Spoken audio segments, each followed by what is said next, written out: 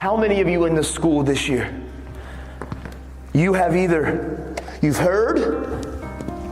you've seen, but somebody in this school, not you, but you have seen or heard a classmate talking about or entertaining the idea, and I need you to be honest. How many of you in this school this year, you have heard one of your classmates talking about or pondering the idea of maybe committing suicide and ending your life? Raise your hand. Hold those hands high. Hold them high. Because every one of those hands right now represents a heartbeat in this school.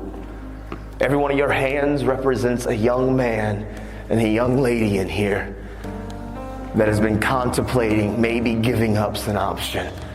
Maybe they feel like life's just too difficult and too tough, and they feel alone and they feel isolated, and they've seen it on social media and they've seen it on TV, and they've got the idea that maybe I should just end my life. And I see tears and I see the emotions because I know it's real. And I want all of you that pick on kids and how you treat people and how you are tearing people down, you need to realize how you are treating us is causing some of us to think that possibly ending our life is a solution. Your words hurt us. And you know what the truth is? A lot of you wear masks and you treat people a certain way. But the truth is you hide behind your mask because you probably have battled suicidal thoughts yourself. And so you mask it and you act like your skin's thick. But really on the inside, there's times you feel alone and feel abandoned. And I hear the tears, man. All of you listen to me, young men and young lady that's in this school right now. Any of you that have been contemplating and you've actually thought about, maybe I should just end my life, I would be the very first one to look at you face to face and tell you very boldly, but very matter-of-factly, don't you dare die. Don't you dare believe the lie that ending your life, don't you dare believe the lie that ending your life is any answer or any solution, because inside of every single one of you that have been contemplating, maybe I'm alone and I'm isolated and nobody cares about me and I feel alone, is a lie. You are not alone. You are not by yourself. There are people and friends and family and teachers, people here that believe about you.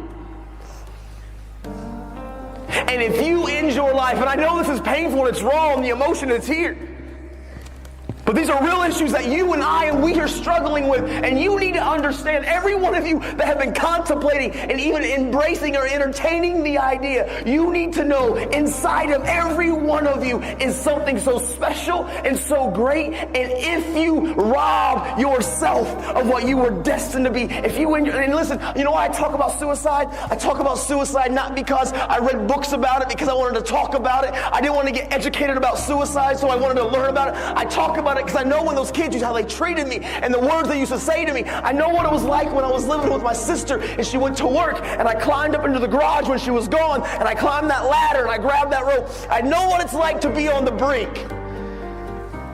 And I'm telling all of you in here, young men and young ladies that have been battling some of these thoughts, it's a lie. Look at me.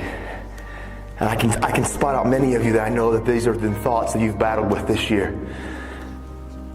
They're lies. Don't you dare rob you of what you're born to be. Listen, you're not alone. There are many of us that battle these same thoughts, these same pains, these same struggles.